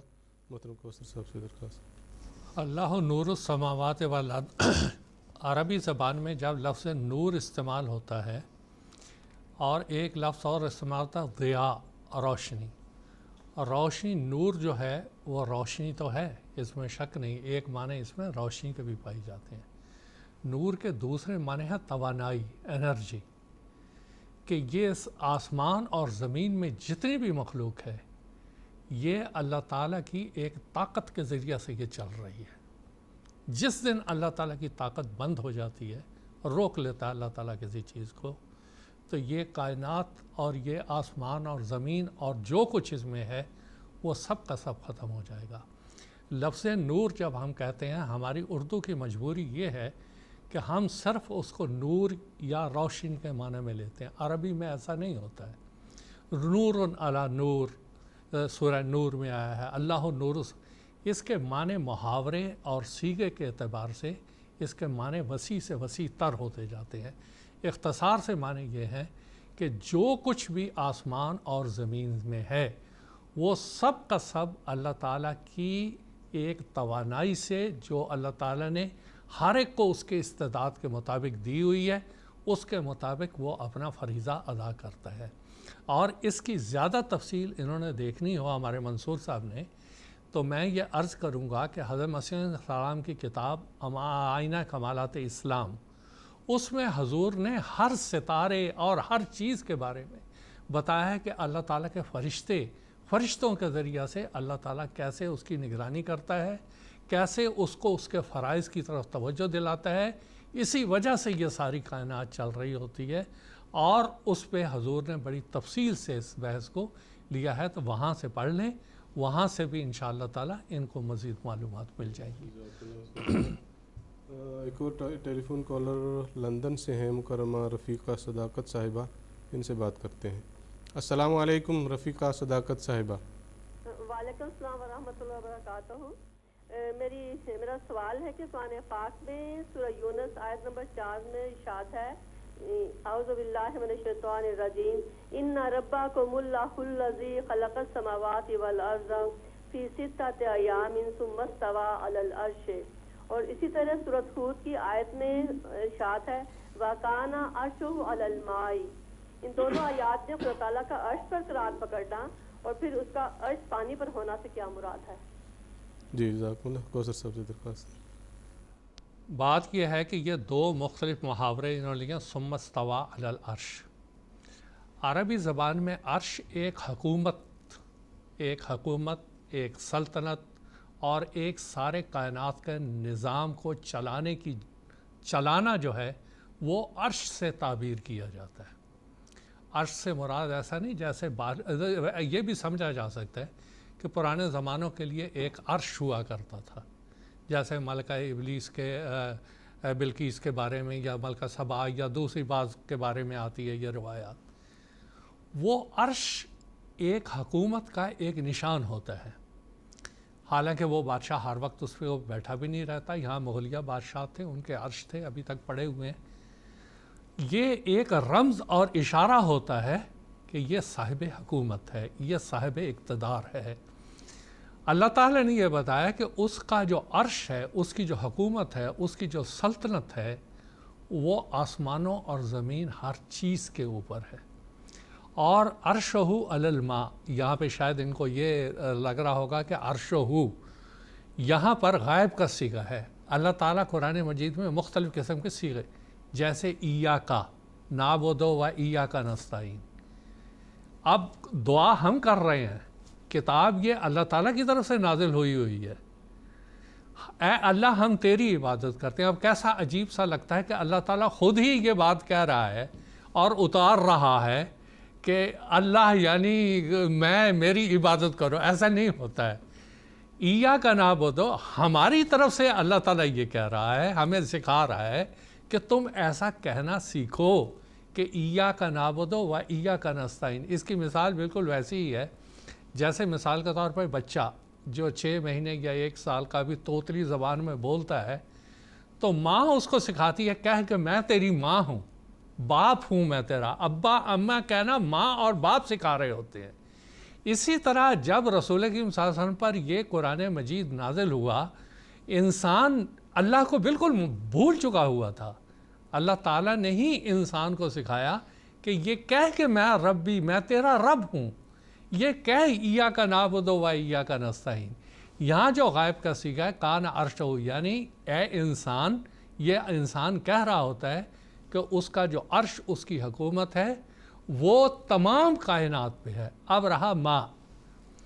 حضرت مسیح موعود علیہ الصلوۃ والسلام نے اس کے معنی یہ بتائے ہیں کہ اس کی گہرائی کو اللہ تعالیٰ ہی بہتر سمجھتا ہے. لیکن ماں، پانی جو ہے عربی زبان میں یہ اشارہ ہے زندگی کا. جب یہ روحانی دنیا کے لیے استعمال ہوتا ہے تو اس کے معنی اللہ تعالیٰ کی وحی، کہ روحانی نظام اللہ تعالیٰ کی وحی سے چلتا ہے، اللہ تعالیٰ کی دعا سے چلتا ہے. اور وحی کی بہت سی اقسام ہیں، اس تفصیل میں جانے کا یہ وقت نہیں ہے. کہ یہ ساری کائنات جو ہے اللہ تعالیٰ کی وحی سے چل رہی ہوتی ہے اور اس کی حکومت وحی کے ذریعے سے چلتی ہے. اور ویسے بھی آپ اس دنیا کو دیکھ لیں، اس کا سارا نظام پانی کے اوپر ہے. آپ پانی کسی جگہ بھی پانی زیادہ ہو جائے تب مصیبت، پانی کم ہو جائے تب مصیبت. ابھی دیکھیں نا اللہ تعالیٰ کی یعنی قدرت، اس کا قادر ہونا کیسے وہ ثابت کرتا ہے کہ بعض علاقے خشک سالی سے مر رہے ہیں. پینے کے لیے پانی نہیں ہے۔ ہندوستان یہاں اتنی خشک سالی ہے کہ پینے کے لیے پانی نہیں مل رہا، اور بعض علاقے ہیں کہ ڈوب رہے ہیں۔ تو اللہ تعالیٰ یہ بتا رہا ہے کہ پانی ہی ایک ذریعہ زندگی کا ہے، پانی اور ہوا۔ جہاں یہ پانی نہیں ہوگا وہاں پر زندگی ختم ہو جائے گی۔ ظاہری دنیا میں پانی سے مراد یہ پانی ہے، اور روحانی دنیا میں اس سے مراد اللہ کا کلام ہے، وہی ہے جس سے یہ روحانی دنیا چلتی ہے۔ اور عرش سے مراد اللہ تعالیٰ کی حکومت ہے، اللہ تعالیٰ کے قبضہ قدرت میں یہ ساری چیزیں ہیں۔ جیسے بادشاہ کی حکومت میں ایک اس کی حکومت چلتی ہے، اقتدار چلتا ہے، اس کا نظام چلتا ہے، عرش سے مراد اللہ تعالیٰ ہی اس کائنات کا مالک ہے، خالق ہے، وہی اس سارے نظام کو چلا رہا ہے۔ جزاکم اللہ حسن جزا۔ ایک اور ٹیلی فون کالر ہے بلارپور انڈیا سے ہی، مکرم شفت علی صاحب، ان سے بات کرتے ہیں۔ السلام علیکم ورحمۃ اللہ، شفت علی صاحب۔ وعلیکم السلام ورحمۃ اللہ۔ جی اپنا سوال پوچھیں۔ میرا سوال یہ ہے کہ غیر احمدی بھائیوں کا یہ عقیدہ ہے کہ انسان کی پیدائش مٹی سے ہوئی ہے، جبکہ قرآن میں یہ ذکر ملتا ہے کہ میں نے انسان کو پانی، سڑے گلے کیچڑ، خنکی مٹی سے پیدا کیا ہے، جو کہ مختلف ادوار ہیں۔ ذرا اس فرق پر تفصیلی روشنی ڈالیں، جزاک اللہ۔ ٹھیک ہے، جزاکم اللہ۔ محترم زین الدین صاحب سے سیدنا حضرت خلیفۃ المسیح الرابع رحمہ اللہ کی کتاب revelation rationality knowledge and truth میں اس کی تفصیل موجود ہے، وہاں سے مطالعہ کر سکتے ہیں۔ تو وقت کی رعایت کے مطابق اتنا کہنا چاہتا ہوں کہ مٹی سے پیدا کرنے کا مطلب یہ نہیں کہ ظاہری طور پہ مٹی سے انسان کو بنایا ہے، کہ اللہ تعالیٰ نے انسان کے اندر بہت ساری صفات ودیت کی ہوئی ہے۔ مٹی میں چپکنے کی صلاحیت ہوتی ہے، کہ انسان کی فطرت میں یہ ودیت کی گئی ہے کہ وہ اپنے خالق و مالک، اپنے برتر ہستی کی طرف مائل ہو، اس کے ساتھ تعلق قائم کریں اور اس کی محبت میں آگے بڑھیں۔ تو یہ ایک فطری تقاضا ہے، اس کی طرف اشارہ کرتے ہوئے کبھی قرآن کریم میں فرمایا مٹی سے پیدا کیا، کبھی فرمایا کہ گیلی مٹی سے پیدا کیا، پھر اجلت وغیرہ کا بھی ذکر ملتا ہے۔ تو یہ سب ایک صفاتی رنگ میں بیان کیا گیا ہے، یعنی ہرگز ظاہر پر محمول نہیں کیا جا سکتا۔ یعنی خلاصہ یہ ہے کہ انسان کی فطرت میں یہ ودیت کی گئی ہے کہ وہ اپنے برتر ہستی یعنی اپنے خالق و مالک کی طرف مائل ہو، اس کے ساتھ تعلق قائم کرے اور اس کے قرب حاصل کرنے کے لیے مجاہدہ کرے۔ اب پروگرام کے سوالات کی طرف آتے ہیں، اور محترم کوثر صاحب سے میں درخواست کروں گا کہ اللہ تعالیٰ کی ہستی کا ایک اور زبردست ثبوت یہ بھی ہے کہ اس کے جو ماننے والے ہوتے ہیں ان کو وہ فتوحات عطا کرتا ہے، کامیابی اور کامرانی سے ہمکنار کرتا ہے، جبکہ اس کے ماننے والوں کے جو مخالفین ہوتے ہیں ان کو ذلیل و رسوا اور ناکام و نامراد کرتا ہے۔ تو اس حوالے سے تھوڑی تفصیل ناظرین کی خدمت میں پیش کرنے کی درخواست۔ اس سلسلے میں عرض ہے کہ اللہ تعالیٰ نے قرآن مجید میں ایک اصول بیان فرمایا، کتب اللہ لأغلبن انا و رسلی، کہ اللہ تعالیٰ نے یہ فیصلہ کر دیا ہے، یہ فرض کر لیا ہے کہ میں اور میری طرف سے بھجوائے ہوئے رسول ہی دنیا میں غالب آئیں گے۔ 1,24,000 انبیاء حدیث کے مطابق اس دنیا میں آئے ہیں، ہر علاقے میں آئے ہیں، ہر خطے میں آئے ہیں، ہر قوم میں آئے ہیں۔ اب یہاں ایک سوال پیدا ہو سکتا ہے کہ بڑے بڑے دنیا میں جابر بھی ہیں، وہ بھی دنیا میں کامیاب ہو جاتے ہیں، فلاں ہو جاتے ہیں، مگر دونوں میں فرق ہے۔ اللہ تعالیٰ کے نبی بالکل ایک ادنا حالت میں ہوتے ہیں، ایک کمزوری کی حالت میں ہوتے ہیں، اور دنیا ان کو تباہ کرنے کی کوشش کرتی ہے، لیکن پھر اللہ تعالیٰ ان کو ترقی دیتے دیتے عروج تک لاتا ہے۔ اور آپ یہ سارے انبیاء کی تاریخ دیکھ لیں، آدم ہیں، نوح ہیں، ابراہیم علیہ السلام ہیں، لوط علیہ السلام ہیں، حضرت موسیٰ علیہ السلام ہیں، حضرت عیسیٰ علیہ السلام ہیں، اور سیدنا نبی کریم صلی اللہ علیہ وسلم۔ خیر ان ساری تفصیل بتانے کے اس وقت جو ہے وہ وقت نہیں ہے، صرف حضرت مسیح موعود علیہ السلام جو موجودہ زمانے میں جری اللہ فی حلل الانبیاء موعود اقوام عالم ہیں، ان کے بارے میں چند باتیں بتاتا ہوں تاکہ دنیا کو سمجھ آ جائے گا کہ اللہ تعالیٰ کی تائید ہی ہے جو آگے لے کے جاتی ہے اور اس کو بام عروج تک پہنچاتی ہے۔ مثال کے طور پہ حضرت مسیح موعود علیہ السلام کی پیدائش اس بستی میں ہوتی ہے اور یہاں حضور پیدا ہوئے 1835 میں. حضور نے جماعت کی بنیاد رکھی 23 مارچ 1889 کو لدھیانہ میں. 1890 میں حضرت مسیح موعود علیہ السلام نے مسیل مسیح اور امام مہدی ہونے کا اعلان فرمایا. ایک طوفان اٹھ گیا، مخالفت اپنے انتہا کو پہنچ گئی. اس وقت ایک آواز اللہ تعالیٰ کی طرف سے آتی ہے مرزا غلام احمد صاحب کو. ایک وعدہ آتا ہے، میں تیری تبلیغ کو زمین کے کناروں تک پہنچاؤں گا. میں، اللہ کہتا ہے میں، اے مرزا تو غم نہ کھا، میں تیرے ساتھ ہوں. اپنے ہی بھائی دروازے کے سامنے دیوار بنا دیتے ہیں کہ دنیا تو باہر پہنچنا، ہم تو تجھے گھر سے نہیں نکلنے دیں گے. یہاں سے چھوڑتے ہیں، بٹالے میں ایک بیٹھا ہوا ہوتا ہے، وہ وہاں پر ایک روک بیٹھا ہوتا ہے، نہ کوئی جائے نہ آئے. آگے نکلتے ہیں، امرتسر میں روک بنی بیٹھی ہے، لاہور میں بیٹھی، دلی میں بیٹھی، نہیں نکلنے دیں گے، نہیں جانے دیں گے. ان حالات میں مرزا غلام احمد صاحب بالکل ایک الگ تھلگ پڑا ہوا ہے انسان. اللہ تعالیٰ کہتا ہے میں تیری تبلیغ کو پہنچاؤں گا. آج خدا را یہ پروگرام جو MTA کا ہم پیش کر رہے ہیں اس بستی سے، اور ساری دنیا سن رہی ہے، کیا اللہ مسبب الاسباب نہیں جس نے اپنے وعدے کو پورا کیا؟ کون کہہ سکتا تھا یہ بات اپنی طرف سے؟ محمد حسین بٹالوی کہہ سکتا تھا، ثناء اللہ امرتسری کہہ سکتا تھا، یا احراری کہہ سکتے جو کہتے تھے ہم اکھاڑ کے سارا پھینک دیں گے؟ کدھر گئے؟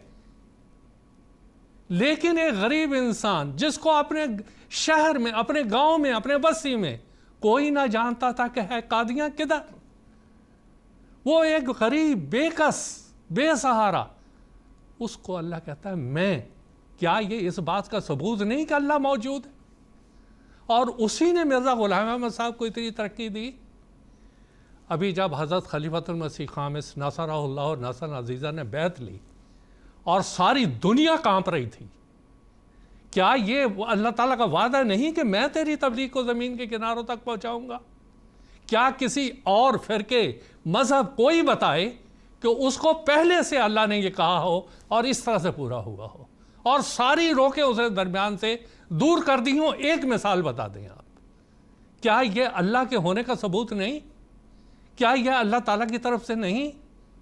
پھر دیکھیں، یہی جب حضرت مسیح عیسیٰ نے اپنے آپ کو مسیح مسیح ہونے کا اعلان فرمایا، ایک شخص نے اسی بٹالے، یہی جو ہمارا بٹالہ قریب ہے، سارے ہندوستان میں پھر کے ایک اعلان کیا تھا کہ میں نے ہی اس کو آسمان پہ اٹھایا، میں ہی اس کو زمین پہ گراؤں گا. اللہ کہتا ہے ہم تیرا بلندی دیں گے، تجھے ہم بلندی دیں گے مرزا غلام احمد. کیا اس شخص نے جس نے یہ کہا میں زمین میں گرا دوں گا اس کو، وہ تو خود زمین میں گر کے اس کی تو مٹی ختم ہو گئی، پتہ ہی نہیں ہے کہاں. اور جس کو گرانے کا دعویٰ کیا گیا، کیا یہ اس بات کا ثبوت نہیں کہ اللہ تعالیٰ نے اس کو قائم کیا؟ اللہ تعالیٰ نے اس کے درجات کو بلند کیا. آج بھی آپ چلے جائیں بہشتی مقبرہ میں، شاید ہی کوئی وقت ایسا ہوگا جہاں دعا کرنے والوں کا تاتا نہ بندھا ہو. کیا یہ اس بات کا ثبوت نہیں کہ اللہ ہے اور اللہ نے حضرت مسیح موعود علیہ السلام کو اس زمانے میں بھیجا تھا؟ اگلی بات دیکھیں آپ، جس وقت حضرت مسیح عیسیٰ نے یہ اعلان فرمایا، حکومت یہاں پر انگریزوں کی تھی، برطانوی سامراج تھا. برطانوی سامراج کا ایک عقیدہ یہ تھا، اور جس کے لیے وہ ہندوستان میں بیٹھے تھے، کہ ہندوستان کو سارے کے سارے کو عیسائی بنانا ہے. اس زمانے کے بیروز کے لیکچر پڑھ لیں، ہسٹری پڑھ لیں، تاریخ پڑھ لیں، ساری مذہبی عیسائی دنیا حضرت مسیح عیسیٰ کے خلاف تھی. کتنے مقدمات ہوئے. 1897 میں ایک مقدمہ حضرت مسیح السلام کے خلاف قتل کا بنتا ہے کہ حضرت مسیح السلام نے ہنری مارٹن کلارک کو قتل کروانے کے لیے عبدالحمید کو بھیجا. ساری سیاسی دنیا، مذہبی دنیا، حکومت، سب کی سب، حتیٰ کہ مسلمان، وہ بھی مارٹن کلارک کا ساتھ دے رہے ہیں. بٹالہ ایک آماج گاہ بنا ہوا ہے جہاں کے کچہری ہے. ڈگلس جو کہ 90 سال کی عمر میں یا اس سے زائد سال کی عمر میں فوت ہوئے، وہ جج تھے، ان کی عدالت میں یہ مقدمہ تھا، اور بٹالہ کے میونسپلٹی ہال ابھی بھی ہے، تھوڑا تبدیل ہو گیا، اس میں یہ مقدمہ دائر تھا۔ وہ پریشان حال تھا کہ ایک طرف میرے پر اتنا مذہبی دباؤ ہے کہ کسی طرح مرزا غلام احمد صاحب کو اریسٹ کرنا ہے، گرفتار کرنا ہے، اگر عمر قید سزا یا جو بھی قاتل کی ہوتی ہے وہ دی جائے۔ اس وقت حضرت مسیح صاحب کو اللہ تعالیٰ نے کہا تھا ہم تجھے بری کریں گے۔ کس نے کہا تھا؟ یہ حکومت کھڑی تھی، برٹش سامراج کھڑا ہوا تھا۔ مجھے بعض دفعہ ان لوگوں کی عقل پہ حیرانی ہوتی ہے، اور وہ اپنے عقل کا دیوالیہ پن کا ثبوت دیتے ہیں، جو بعض دفعہ یہ کہتے ہیں کہ مرزا غلام احمد کو انگریزوں نے کھڑا کیا۔ ارے عقل کے دھنی، ذرا یہ سوچو کہ برطانوی سامراج کی ساری کوشش تو یہ تھی کہ یہ ثابت کریں کہ حضرت عیسیٰ علیہ السلام صلیب پر فوت ہو گئے ہیں، اور وہ اس کو خدا مانتے ہیں، اور مرزا غلام احمد صاحب نے ساری عمر اس بات پہ لگا دی کہ عیسیٰ علیہ السلام فوت ہو چکے ہیں اور ان کی قبر سری نگر میں ہے۔ کیا یہ عقیدہ، اس عقیدہ کا رکھنے والے انسان کی انگریز سامراج مدد کرے گا جو ہندوستان میں عیسائیت پھیلانے پہ تولا ہوا تھا؟ کس قسم کی باتیں کرتے ہیں یہ؟ کیسے پبلک کو یہ جاہل اور بیوقوف بناتے ہیں یہ، اور حقیقت کو چھپانے کی کوشش کرتے ہیں۔ ارے مرزا غلام احمد صاحب کو انگریز کے سب سے بڑے وہ حضرت اللہ تعالیٰ نے قائم کیا تھا، اللہ تعالیٰ نے کھڑا کیا تھا، جو انگریز سے بہت بالا اور اعلیٰ ہے، اس نے کھڑا کیا تھا، اس نے تائید کی تھی۔ اور یہ اس بات کی دلیل ہے کہ اللہ تعالیٰ موجود ہے، اور وہی ہے جو اپنے انبیاء کی مدد کرتا ہے۔ اور میں نے مثالیں دے کے سمجھا دیا کیسے اللہ تعالیٰ نے حضرت مسیح علیہ السلام کی مدد کی، اور تمام وعدے جو اللہ تعالیٰ نے مسیح علیہ السلام سے کیے تھے ایک ایک کر کے اللہ تعالیٰ نے اس کو پورا کیا، اور یہ اللہ تعالیٰ کی طرف سے ہونے کا ایک سب سے بڑا ثبوت ہے۔ اور دوسری بات یہ کہ جو بات 1,24,000 انبیاء کہہ رہے ہیں، کیا 1,24,000 دہریہ اس کو جھٹلا سکتے ہیں؟ اور تیسری بات کہ حضرت مرزا غلام احمد صاحب قادیانی علیہ السلام الف سلام، انہوں نے یہ نہیں صرف ثابت کیا کہ اللہ تعالیٰ ہے، بلکہ ہاتھ پکڑ کے اپنے متبعین میں سے بہت سوں کو اللہ تعالیٰ سے ملوا دیا، ان کی دعائیں قبول کروا دیں۔ حضرت عبداللہ سنوری صاحب رضی اللہ تعالیٰ عنہ فرماتے ہیں جب میں قادیان آتا ہوں ایک خاص قسم کی روحانیت اور معارف ہیں جو میرے پہ کھلتے ہیں۔ حضرت مسیح صاحب فرمایا کرتے تھے میری جماعت میں سے بہت سے لوگ ایسے ہیں کہ اللہ تعالیٰ ان کو سچی خوابیں دکھاتا ہے، ان کی دعاؤں کو قبول کرتا ہے۔ یہ اس بات کا ثبوت ہے کہ اللہ موجود ہے، اسی نے انبیاء کو بھیجا، اور پھر ان کی نامساعد حالات کے باوجود ان کی تائید و مدد فرمائی، اور ان کے مخالفین کو جو آپ نے سوال کیا ایک ایک کر کے ناکام کیا۔ ایک آخری بات کہہ کے اس بات کو ختم کرتا ہوں۔ 1974 اپریل میں مکہ میں ایک مسلمان جتنے ملک ہیں نا، ان کی ایک تنظیم ہے رابطہ عالم الاسلامی، ان کی ایک کانفرنس ہوئی اپریل میں، اور انہوں نے ایک فیصلہ کیا کہ قادیانیت کی ترقیات کو ہم روک دیں گے۔ 74 اور آج سن 2018۔ ان لوگوں سے کوئی پوچھے کہ قریش نے جس طرح دار الندوہ مکہ میں بیٹھ کے حضرت سیدنا محمد صلی اللہ علیہ وسلم کے خلاف فیصلہ کیا اور حضور کو ہجرت پہ مجبور ہونا پڑا، تم لوگوں نے اسی مکہ میں بیٹھ کے جماعت احمدیہ کے خلاف فیصلہ کیا۔ کیا جماعت کی ترقیات کو روک سکے؟ کہیں بھی روک سکے؟ کسی ایک جگہ بھی روک نہیں سکے۔ اور یہ کیا اس بات کی دلیل نہیں کہ تم ساری مملکتوں کے اوپر ایک حاوی، ایک بالا طاقت ہے، وہ اللہ تعالیٰ کی ذات ہے جس نے ان سب کو ناکام بنایا اور حضرت مرزا غلام احمد صاحب اور آپ کے خلفاء کو ترقی دی۔ حضرت مسیح صاحب اپنے ایک شہر میں فرماتے ہیں، حضور فرماتے ہیں تم تو کہتے تھے کہ یہ نابود ہو جائے گا جلد، یہ ہمارے ہاتھ کے نیچے ہے ایک ادنا شکار، بات پھر یہ کیا ہوئی؟ کس نے میری تائید کی؟ خائب و خاسر رہے تم، ہو گیا میں کامگار کس نے میری تائید کی یہ بتاؤ تم تو کہتے تھے ہمارے ہاتھ میں ایک ادنا شکار ہے، پھر کس نے میری تائید کی؟ وہ اللہ کی ذات تھی، اور آپ کی ترقی اس بات کا ثبوت ہے کہ اللہ موجود ہے، جس نے عصر حاضر میں حضرت مسیح موعود علیہ السلام کو بھیجا اور آپ کو کامیابیاں عطا فرمائیں اور آپ کے دشمنوں کو ناکام کیا، اور یہ وعدہ پورا کیا، انی معین من اراد اعانتک، انی مہین من اراد اعانتک۔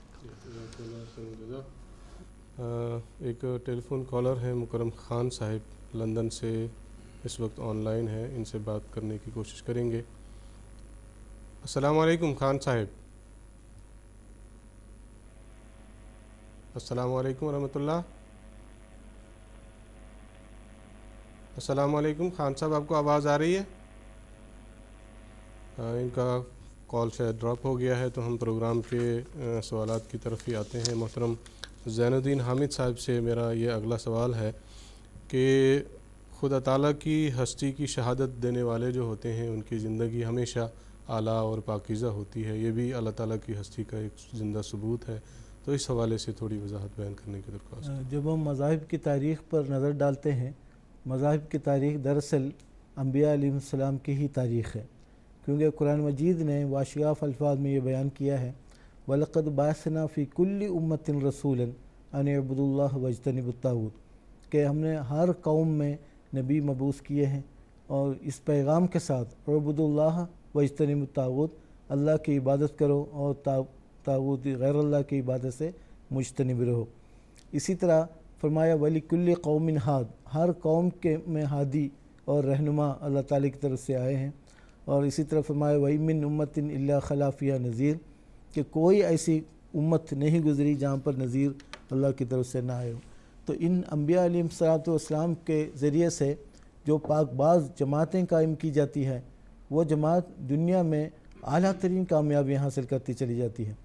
تو یہ آپ دیکھیں، وہ انبیاء علیہ السلام خدا کی طرف منسوب کرتے ہوئے مستقبل میں ان کو حاصل ہونے والی عظیم شان فتوحات کی خبر دیتے ہیں، اور اسی کے مطابق اللہ تعالیٰ اس کو پورا بھی کرتا ہے۔ اب دیکھیں، کوئی بھی نبی جب مبعوث ہوتا ہے وہ انتہائی بے سر و سامانی کی حالت میں ہوتا ہے، یعنی ان کے کوئی ان کی مدد کرنے والا نہیں ہوتا۔ اور خود حضرت صلی اللہ علیہ وسلم کی سیرت کو دیکھ لیں یا دیگر انبیاء کی سیرت کو دیکھ لیں، وہ تنہا اتنے عظیم شان دعویٰ لے کر دنیا میں آتے ہیں کہ میں، ایسا کہ صلی اللہ علیہ وسلم نے فرمایا انی رسول اللہ علیکم جمیعا، میں تم سب کی طرف رسول بن کر آیا ہوں۔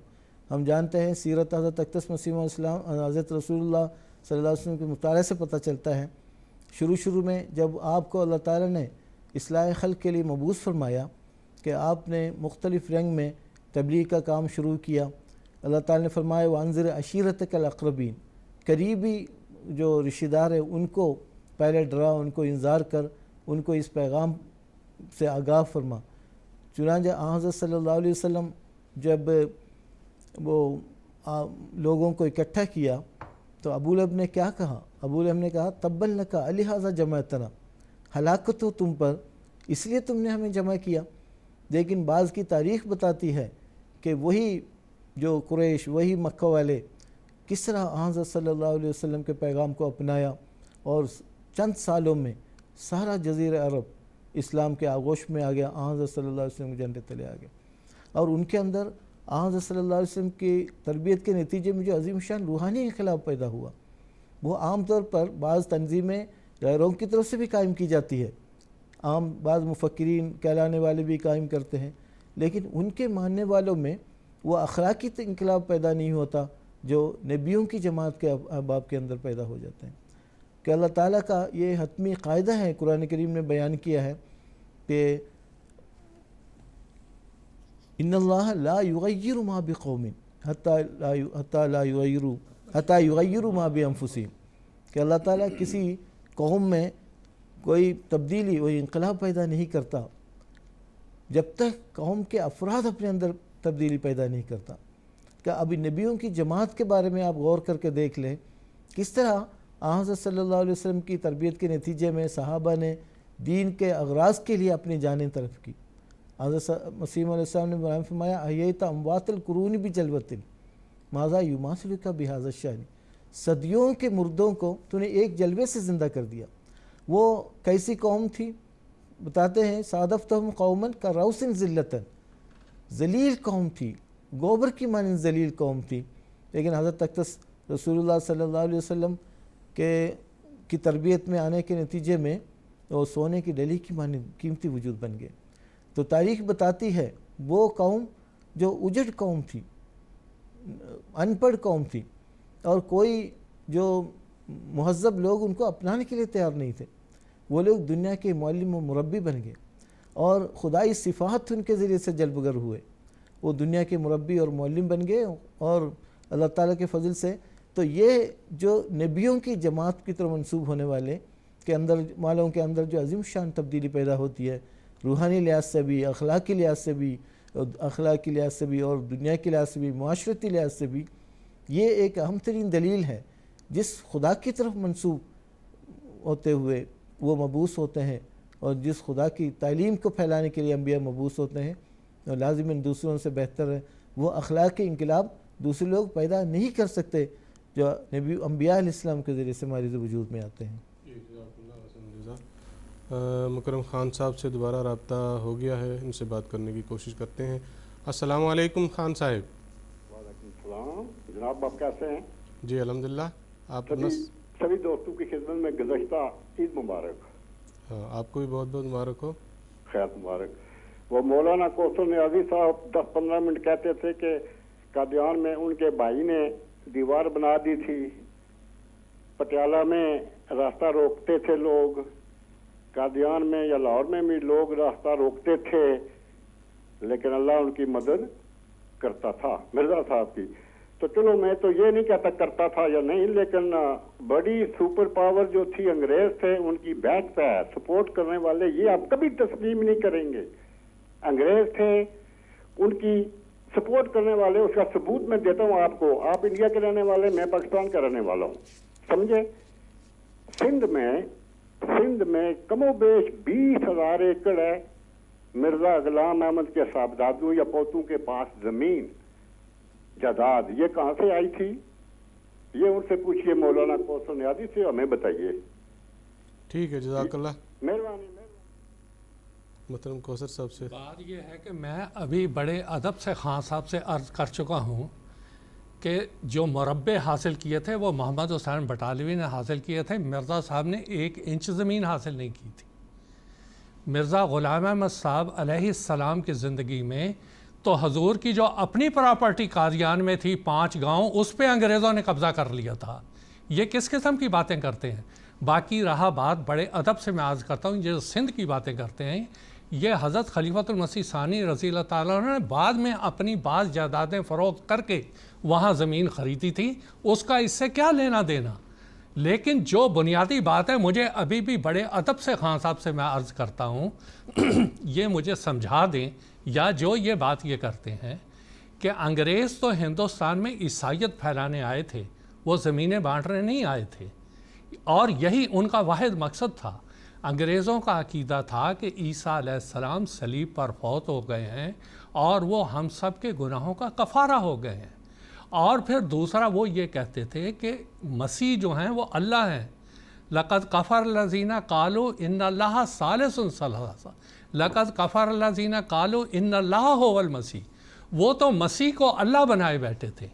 हज़रत मिर्ज़ा ग़ुलाम अहमद साहब वो वाहिद थे मुसलमानों में जिन्होंने ये साबित किया कि ईसा अलैहिस्सलाम की वफ़ात सलीब पर नहीं हुई, वो हिजरत करके कश्मीर आ गए थे, यहाँ उनकी कब्र मौजूद है।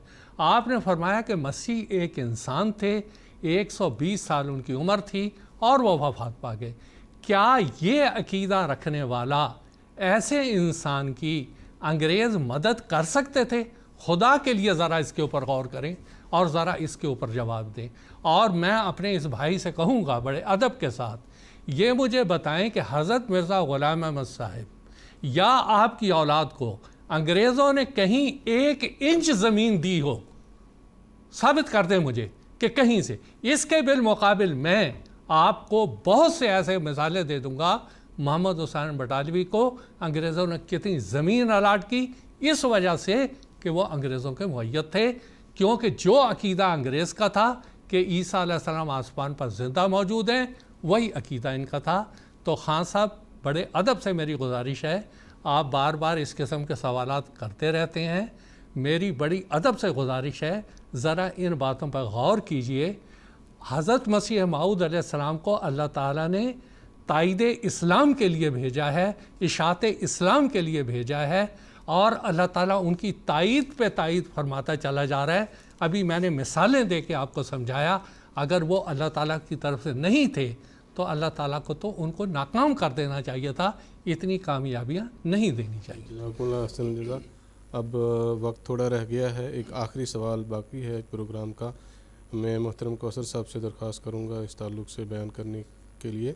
حضرت نبی اکرم صلی اللہ علیہ وسلم کی پاکیزہ زندگی شروع سے آخر تک، یہ بھی اللہ تعالیٰ کی ہستی کا ایک عظیم ثبوت ہے، اس تعلق سے اختصار کے ساتھ وضاحت کرنے کی طرف۔ جی یہ اللہ تعالیٰ کا ثبوت ہے۔ دیکھیں نبی کریم صلی اللہ علیہ وسلم نے مکہ میں یہ اعلان کیا قل هو اللہ احد، کہ اللہ ایک ہے، اسی کے اوپر ساری مخالفت بھڑکی، ورنہ آپ تو امین کے نام سے سارے علاقے میں مشہور تھے۔ اس کے بعد ان لوگوں نے یہ سوچا جو مکہ والے تھے کہ بات یہ ہے کہ ہم تو 360 بتوں کی عبادت کرتے ہیں، تو یہ جو ہیں یہ تعداد تو بہت کوئی مطابقت ہی نہیں ہے۔ بہرحال اس ساری بات کو چھوڑتے ہوئے اس کے اوپر سارا اختلاف شروع ہوا تھا کہ اللہ ایک ہے، اور اس کے بعد سارے کی ساری مخالفت حضور صلی اللہ علیہ وسلم کی ہوئی۔ آپ کو مدینہ ہجرت کرنی پڑی، وہاں آپ کا ان لوگوں نے پیچھا کیا اور آپ کی آواز کو دبانے کی کوشش کی، ہر طرح سے جنگوں کے ذریعہ اور طریقوں سے، سب طریقوں سے۔ اللہ تعالیٰ نے آپ کو فتح نصیب کی، آپ فتح مکہ کے موقع پر مکہ تشریف لائے، حجۃ الوداع کے موقع پہ تشریف لائے۔ وہاں پر ایک عورت ہندہ جو ابو سفیان کی بیوی تھی، اور حضرت حمزہ رضی اللہ عنہ کے ساتھ انہوں نے بڑی بے حرمتی کی تھی ان کی لاش کے ساتھ احد میں۔ ایک روایت میں آتا ہے کہ جب حضور نے عورتوں سے بیعت لی تو حضور نے فرمایا کہ تم یہ وعدہ کرو کہ ہم شرک نہیں کریں گی۔ حضور نے ہندا کے بارے میں یہ فرمایا تھا کہ یہ میرے پاس نہ آئے، مجھے دیکھ کے حمزہ یاد آتے ہیں، تو وہ چھپ کے آئی تھی اور بیعت کرنے والوں میں شامل تھی۔ تو جس وقت حضور نے فرمایا شرک نہیں کریں گی تو وہ ایک دم اسے رہا نہیں گیا، بول پڑی کہ اب بھی ہم شرک کریں گی؟ ایک تھے آپ اور ایک کا اعلان کیا، ہماری 360 نے کوئی مدد نہیں کی۔